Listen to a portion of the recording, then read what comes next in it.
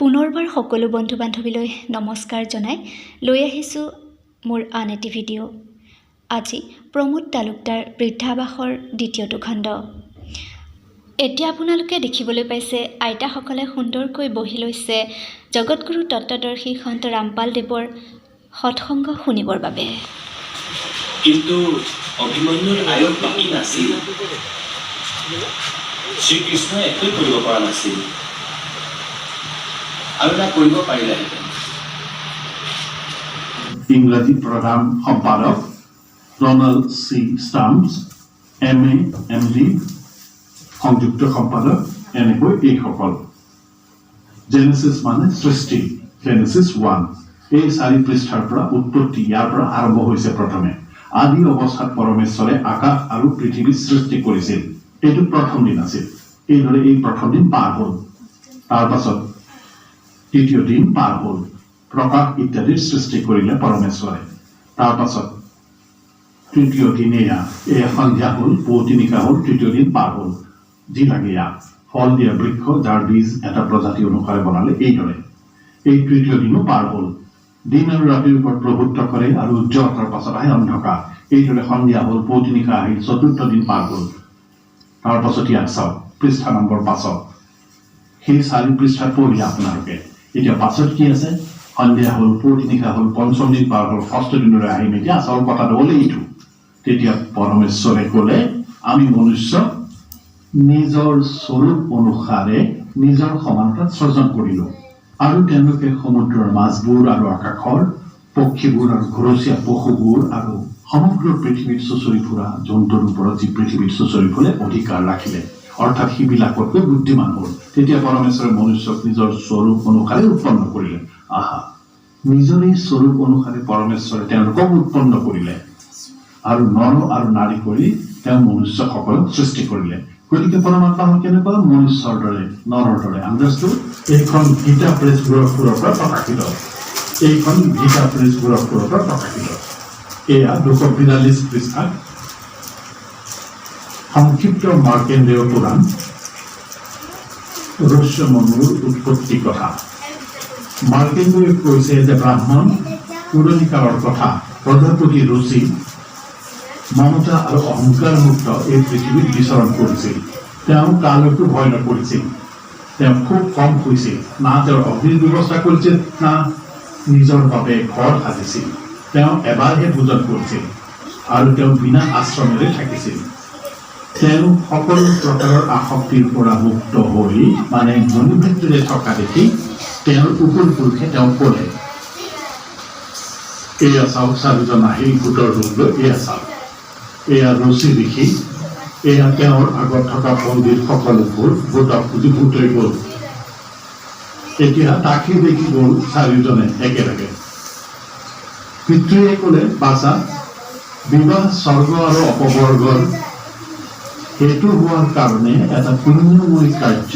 এয়াতো এই উপৰি পুৰুষসকলৰ কথা। এয়া হ'ল উপৰি পুৰুষসকলৰ কথা, যি নিজৰ উপদেশ দি আছে। এতিয়া চাব, সেই কাম তুমি নকৰিলা কিয়? গৃহস্থী পুৰুষে সমস্ত দেৱতা, উপৰি পুৰুষ, ঋষিগণ আৰু অতিথিসকলক পূজা কৰি পুণ্যময় লোক প্ৰাপ্ত কৰে। সেই স্বাহা উচ্চাৰণ কৰি দেৱতাসকলক স্বাহা শব্দৰে উপৰি পুৰুষসকলক তথা অন্নদান, বলি বিষ্ণুদেৱ আদিৰে ভূত আদি প্ৰাণী তথা অতিথিসকলক তেওঁলোকৰ ভাগ সমৰ্পিত কৰে। বাছা, আমি এনেকৈ মানি আহিছো যে গৃহস্থ আশ্ৰম স্বীকাৰ নকৰাৰ বাবে তুমি এই জীৱনত ক্লেশৰ পাছত ক্লেশ ভুগিব লাগিব, তথা মৃত্যুৰ পাছত আৰু পৰৱৰ্তী জন্মতো ক্লেশেই ভোগ কৰিব লাগিব। ৰুচিয়ে ক'লে, পিতৃগণ, পৰিগ্ৰহ মাত্ৰই হ'ল সত্য। এতিয়া কোৰাণ শ্বৰীফ দেখুৱাম আপোনালোকক। চাব, কোৰাণ শ্বৰীফ শাস্ত্ৰীয় আৰবী পদ্ধতিত নাগৰী লিপিত অনুবাদক হৈছে নন্দ কুমাৰ অৱস্থি। শ্বেৰৱানী সংস্কৰণ। ক'ৰ পৰা ছপা হৈছে?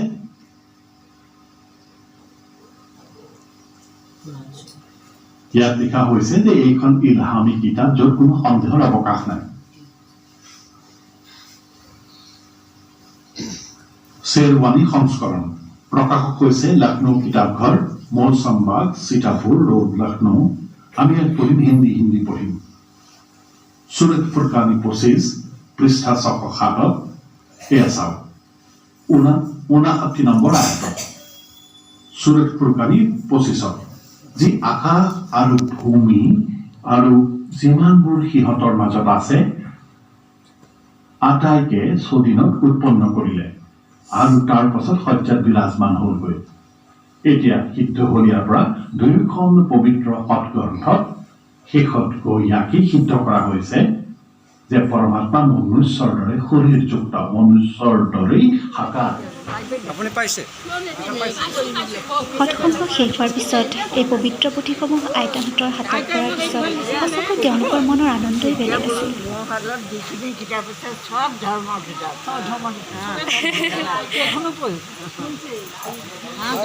আৰু কাম এটা কৰিব আৰু কাম এটা কৰিব বেলেগ বেলেগ কিতাপ আছেতো সাল সলনি কৰি পেলাই পঢ়িব তেনেকে লৈ কিন্তু চব দেখিও লাভ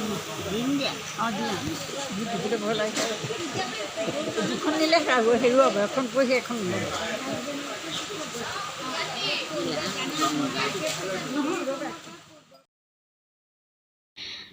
আৰু বৰ্তমান সময়ত এই পবিত্ৰ পুথিসমূহ সকলোৰে হাতে হাতে কাৰণ এই পুথিসমূহ সকলোৰে অধ্যয়ন কৰিব পৰাকৈ উপযুক্ত ধাৰ্মিক পুথি যিসমূহ পুথিৰ জৰিয়তে নিজৰ জীৱনটোক সলনি কৰিব পাৰি এই সৎ জ্ঞানৰ দ্বাৰা আমি আমাৰ জীৱনৰ মূল উদ্দেশ্য কি সেই কথা বুজি উঠি সকলোৱে এই কিতাপসমূহ গ্ৰহণ কৰি অধ্যয়ন কৰি আমি নিজৰ জীৱনটোক সৎ পথলৈ আগবঢ়াই নিবলৈ সাজু কৰিছোঁ নেতা অভিনেতা উকিল পুলিচ গৃহিণী ইত্যাদি সকলোৱে এই পুথিসমূহ ল'বলৈ সক্ষম হৈছে বৰ্তমান সকলো ঠাইতে এই ধাৰ্মিক পুথিসমূহৰ প্ৰচাৰ চলাই থকা হৈছে আৰু এই বিনামূলীয়া পুথিসমূহ লাভ কৰিবৰ বাবে আপুনিও আমাৰ সৈতে যোগাযোগ কৰিব পাৰে নতুবা তলত দিয়া এই নম্বৰসমূহত আপুনি SMS কৰিব পাৰে জগতগুৰু তত্ত্বদৰ্শী সন্ত ৰামপাল দেৱৰ এই পবিত্ৰ পুথিসমূহ প্ৰচাৰৰ মূল উদ্দেশ্য হৈছে বিশ্ববাসীক সৎভক্তি দি মোক্ষ প্ৰদান কৰা ভাৰতৰ পৰা যৌতুকৰূপী ৰাৱণক উৎখাত কৰা নিচামুক্ত ভাৰত গঢ়ি তোলা আমিষমুক্ত ভাৰত গঢ়ি তোলা ভ্ৰষ্টাচাৰ মুক্ত ভাৰত গঢ়ি তোলা মানৱ সমাজৰ পৰা ভণ্ডামি শেষ কৰা মানৱ সমাজৰ পৰা জাত পাতৰ ভেদভাৱক দূৰ কৰা মানৱ সমাজৰ পৰা ভ্ৰূণ হত্যা সমাপ্ত কৰোৱা মানৱ সমাজত শান্তি আৰু ভাতৃত্ব স্থাপিত কৰা মানৱ সমাজৰ পৰা সামাজিক দুখ শেষ কৰি ধৰিত্ৰীক স্বৰ্গ কৰি তোলা মানৱ সমাজত নৈতিক আৰু আধ্যাত্মিক জাগৰণ অনা বন্ধু বান্ধৱীসকল আজিৰ এই ভিডিঅ'টো ইমানতে সমাপ্ত কৰিলোঁ পুনৰ আকৌ নতুন এটি ভিডিঅ'ৰ সৈতে আপোনালোকৰ মাজলৈ আহিম আৰু যদিহে আপোনালোকে মোৰ ভিডিঅ'সমূহ চাই ভাল পাইছে তেতিয়াহ'লে নিশ্চয় লাইক শ্বেয়াৰ আৰু কমেণ্ট কৰিব লগতে যদি আজি ভিডিঅ'টো প্ৰথমবাৰৰ বাবে চাইছে তেতিয়াহ'লে মোৰ ভিডিঅ'সমূহ পাই থাকিবৰ বাবে চেনেলটো ছাবস্ক্ৰাইব কৰি দিব আৰু আপোনালোকলৈ মোৰ ফালৰ পৰা বহুত বহুত ধন্যবাদ মোৰ ভিডিঅ'টো শেষলৈকে চোৱাৰ বাবে